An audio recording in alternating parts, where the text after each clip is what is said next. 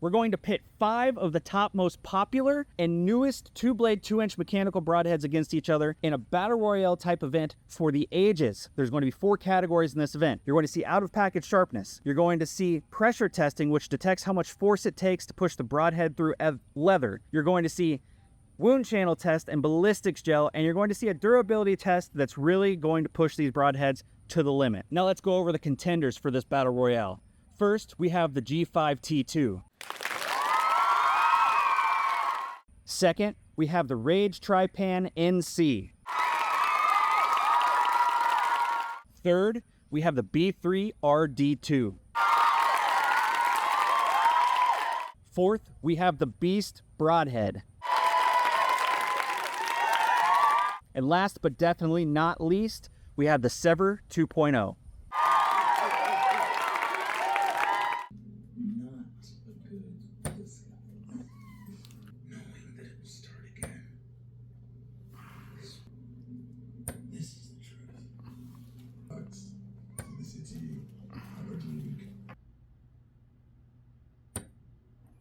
Well, sports fans, after a pretty exciting round 1, the Beast Broadhead is off to a very commanding lead.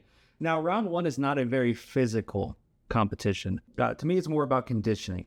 And I'll tell you, the Beast Broadhead came out swinging, very well conditioned out of the package. And I really think those German Lutz blades are what is to blame for its success in this test.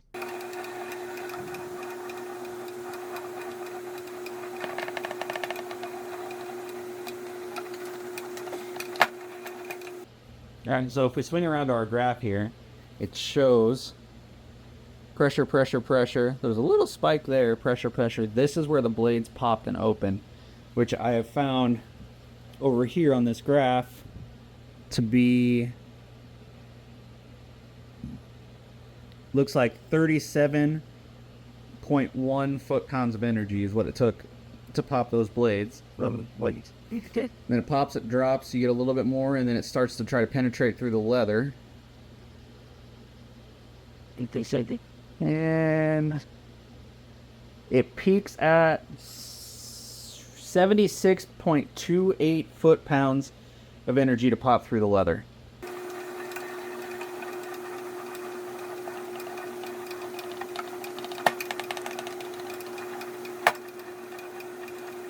Alright, here's your graph for the Rage Trypan.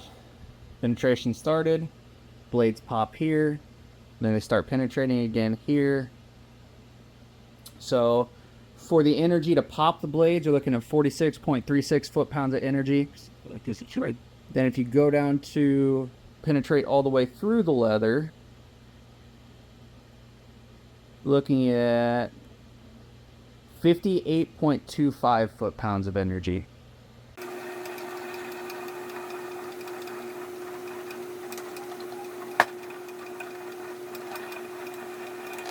Penetration, you can see there's a stall point where it was trying really hard to push through the leather, and then the blades popped. And I think the point of the broadhead popped through the leather at the same time the blades popped.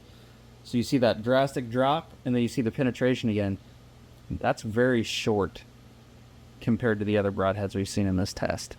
So let me, 69.98 foot-pounds of energy at this peak to get the blades to pop. And then we're looking at 39.28 foot-pounds of energy to get the penetration through the leather.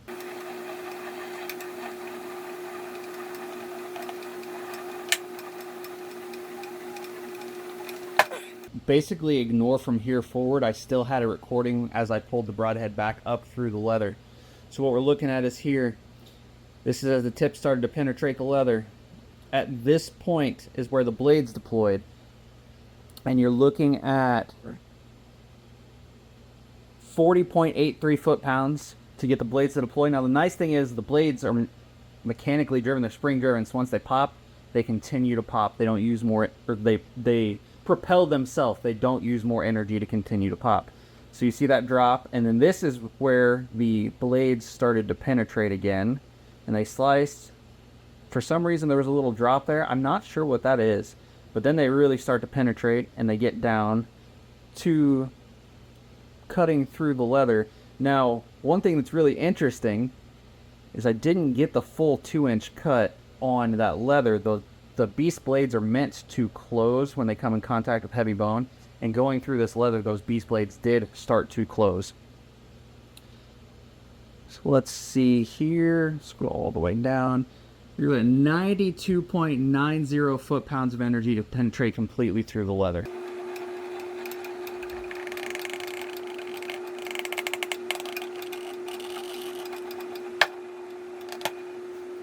This is a very different graph than we're used to seeing from two-blade mechanicals, and let me show you why.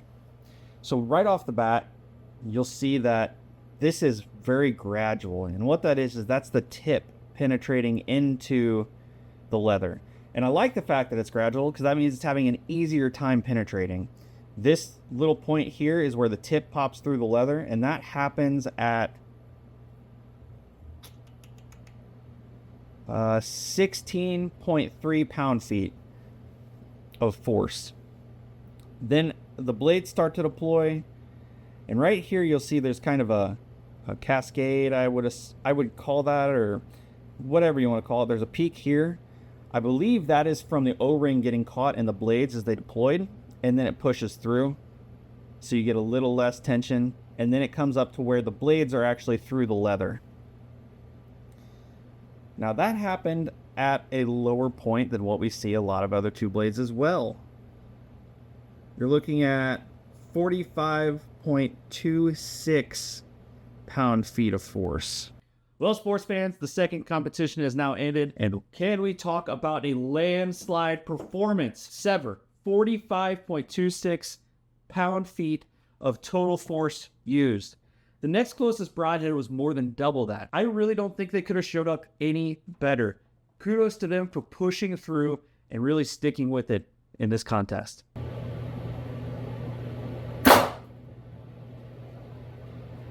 Look at that, 2¼ inches on leather. Look at this wound channel. Okay, so you've got your slap cut down here on this end, and you can see there's the bottom, there's the top, and that's huge. And then it drops down to the regular cut, and you've got that big nasty wound channel all the way down here. Looking at 1 5/8 inches on entry. Very cool because you can see this wound channel extremely well. So you can see that there was the bottom blade and the top blade, and they look fully deployed from this angle, and then we'll change your angle up so you can see a different one. So the Broadhead is fully deployed in the gel. You can see it, that it's fully deployed. That wound channel looks fully deployed. What's interesting is this entry. If you notice, one of the blades is, I would say, fully open basically upon entry. The other one was finishing opening, so you got like a slap cut on this side. Now it did finish opening in probably an inch, maybe at most, and then fully open and penetrated no problem. It's like we got 1 3/4 inch. Check out this entry hole though. So obviously we've got one blade fully deployed on this side, and then one blade that is not fully deployed on this side. But whereas all these other two blades are slices, that punched a hole. There's something I like about this wound channel. It's rotational. You see how this end from the top view here looks skinnier versus compared to when you get down here, it looks wider. That is what it looks like when a wound channel rotates. So we very much like the rotational wound channel. Those blades are not fully deployed. Now, this tells me one of two things. Either A, the blades did not fully deploy, or B, when the Broadhead stopped, and you see how there's this point up here? So you can see it penetrated a little further and then retracted. So that potentially caused those blades to come back. Now, because we have this little point here that shows that the Broadhead was actually further in the gel, I am more likely to believe that the blades came back to a flat placement when the arrow retracted backwards out of the gel some. If that little cone up top was not there, I would say that broadhead is not fully deployed. Right there is your entry on leather. You're looking at just over 1.5 inches. Okay, so as you guys saw, the broadhead wasn't even all the way open on the leather when it went through. On the gel itself, it looks like maybe the right blade was open all the way, but the left was not. And you can kind of see that in the wound channel. If you look, you can see the black arrow. You see how there's kind of a line, like a faded almost line up top? That is the wound channel. So here's that right blade, and then it collapses, and you can see the top of the wound channel there. When I'm talking about wound channels in videos, that's what I'm looking at. Is I call them ghost lines. They're very thin, very faded right there. You can see it. And then if I tilt this gel up, you can kind of see it there on the underneath side as well. And then if you look down here, you can kind of see it there. That's the left blade. And then you see the bottom of the wound channel. Full 2 inches on the leather there. Okay, so there's a lot going on in the background of this wound channel, so I'm going to do my best to absolutely point everything out. And also, I'm pulling the gel out a little bit so you can see the wound channel entry. So up here where my thumb is, there's a line right there. And then there's another line right there. That is the broadhead entering at a full 2 inches. Now,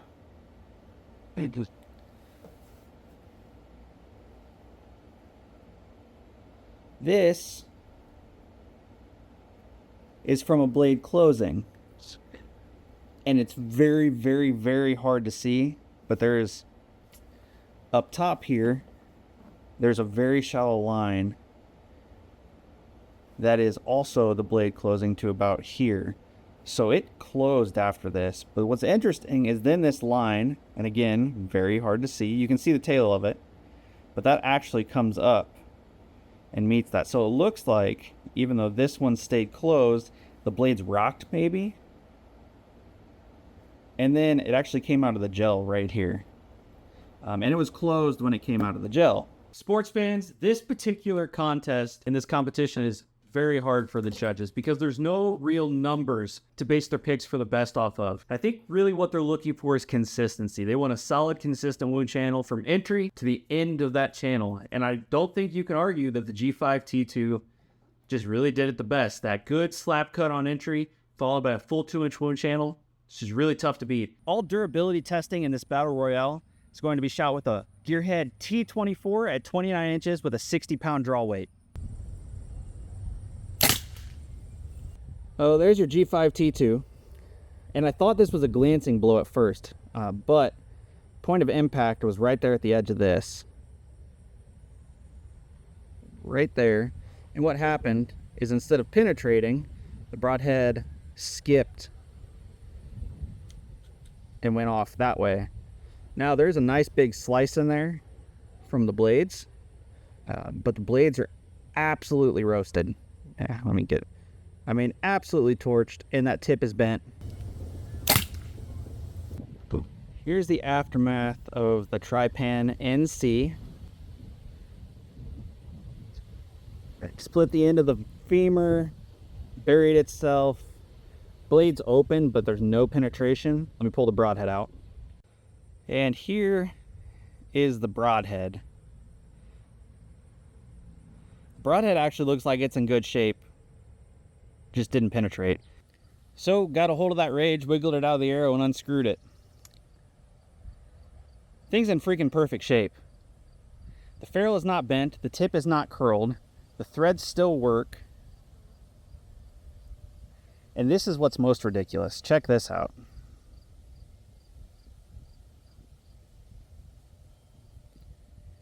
It freaking locks in place still. You could put a new collar on this, sharpen those blades up, and freaking reuse it. What the hell? First shot went through. Now that's a thinner part of the bone, so I wanted to shoot again. Second shot was a glancing blow. I was able to put it back together and shoot it for a third shot. And this is what we have left of that third shot.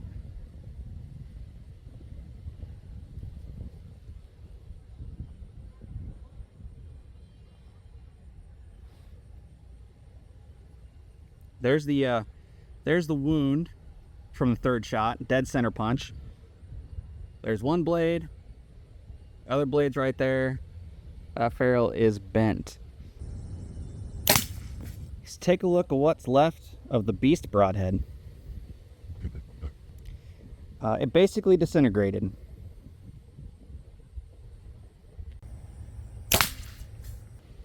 So this is the SEVR. My very first shot was down here. I didn't really hit bone. I didn't hit a whole lot but meat.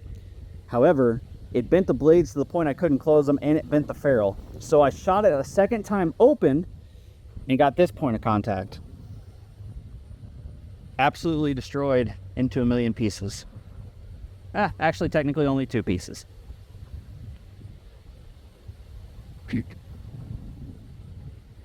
I did not expect that. This one caught me by complete and entire surprise. Who would have ever expected a showing like that out of the Rage Tri-Pan? Now, while the judges tally up the total scores, I would like to take a minute to say a word for our sponsors. We don't have any sponsors. I paid for all of these broadheads out of pocket, no questions asked, and I didn't really care which came out ahead in the test. I was just curious to see how they did overall. But if you would like to support the channel, you can always like, subscribe, and share this video. It costs you $0 to do that. Before we get into the final standings, I just want to say a couple things very quick. First and foremost, if you've watched this far, thank you. This has been a very long video, and I appreciate it a ton. Second, I understand the testing in this competition doesn't have a lot of applicability when it comes to hunting whitetail deer.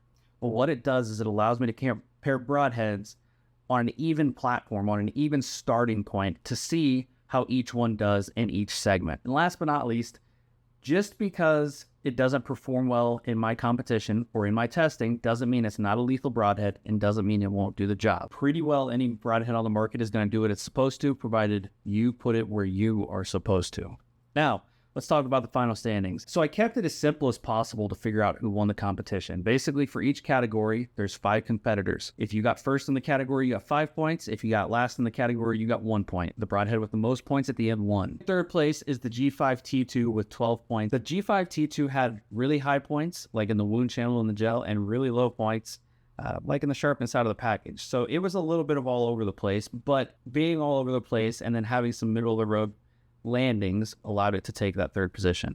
In second place, we have the B3RD2. Now, the B3RD2 didn't perform amazing in any particular category, but it consistently performed middle of the pack in all categories, and that's what allowed it to bump up into the second position with 13 points. And we have in first place the Rage Tri-Pan NC with 17 points total. I was very shocked to see this broadhead perform as well as it did, and all of the testing, specifically the durability testing, completely blew me away. Would have never guessed in a million years this one came out on top. As always, guys, I appreciate you watching, and I will catch you on the next one. Peace.